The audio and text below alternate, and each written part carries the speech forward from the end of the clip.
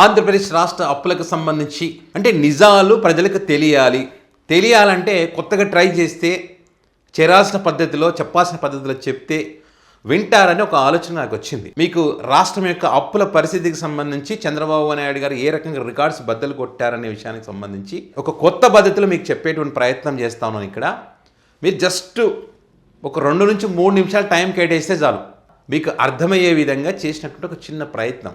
So తప్పకుండా చూడండి. చూసిన తర్వాత మీ అభిప్రాయాన్ని కామెంట్ రూపంలో పెట్టండి.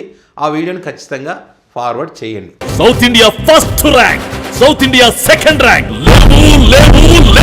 రాష్ట్రాలు చేసే అప్పుల కేటగిరీలో చంద్రబాబు సర్కార్ ఫస్ట్ ర్యాంక్. అధికారం చేపట్టిన మొదటి నెల జూన్లో 15,000 కోట్లు, జూలైలో 5,000 కోట్లు, ఆగస్టులో 7,000 కోట్లు, సెప్టెంబర్లో 3,000 కోట్లు. ఇలా మొదటి సంవత్సరం ఏడాది మార్చి వరకు 81,597 కోట్ల రూపాయలతో సంచలన రికార్డ్. 2025 ఏప్రిల్ మే మాసంలో 22,505 కోట్లతో రికార్డ్. జూన్ 2025 14,000 కోట్ల రూపాయలు. జూలై 1, 2025 2,000 కోట్ల రూపాయలు. జూలై 15 మరో 3,600 కోట్లతో రికార్డ్. ఆగస్టు 5, 2025 5,000 కోట్లు. సెప్టెంబర్ 2, 2025 5,000 కోట్లు. సెప్టెంబర్ 30, 2025 2,000 కోట్లు. నవంబర్ 4, 2025 3,000 కోట్ల రూపాయలతో ఉద్యోగుల జీతాల్లో కుదుపు కలిగేలా, జీఎస్టీ వసూలు పడిపోయేలా, బ్యాంకుల్లో మళ్ళీ అప్పు పుట్టకుండా ఆర్థిక ఇబ్బందులు నెట్టేస్తూ సిబిఎన్ సంచలన రికార్డ్.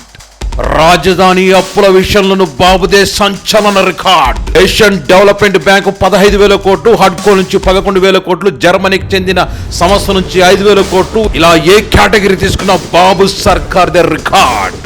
ఎఫ్ఆర్బిఎం నిబంధనలు బద్దలు కొడుతూ 1,000 కోట్ల అప్పు తీసుకురావడంలో బాబు సర్కార్ దే రికార్డ్. దేశంలో ఏ రాష్ట్రం కూడా బాబు చేసిన అప్పులు రికార్డు బద్దలు కొట్టలేరు.